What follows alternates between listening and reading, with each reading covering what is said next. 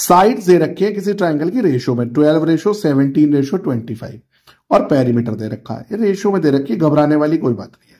हमने कहा late ratio B x, और देखो पहली साइड हो गई 12x, 17x, 25x, देखो ऐसे ब्रेक कर लिया हमने।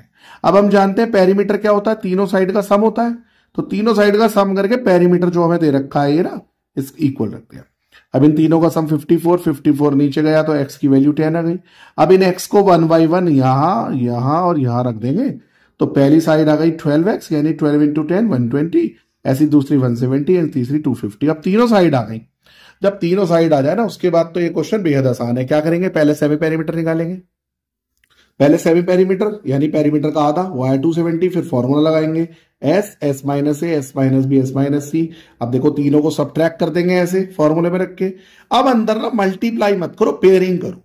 देखो आप क्लियर देखो, जैसे 270 को लिख लो 30 इंटू 3 इंटू 3, 150 को 30 इंटू 5, तो अंदर देखो एक 2 का पेयर, एक 3 का पेयर, एक 5 का, एक 10 का और एक 30 का, सबके पेयर बन गए, सब बाहर आ गए। जो 2 पेयर में तो एक बाहर और मल्टीप्लाई करी तो 9000 सेंटीमीटर स्क्वायर आ गया।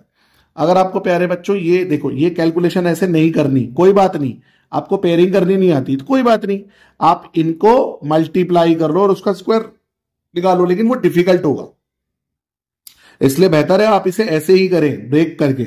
बस बड़ी सावधानी रखिएगा कि आपने 270 को पूरा लिख लिया, 150 को पूरा लिख लिया, नहीं 100 को 10 इंटू 10, इस तरह से देख लीजिएगा करके, ठीक है। आई होप समझ में आया तो लाइक करें, शेयर करें, सब्सक्राइब करें।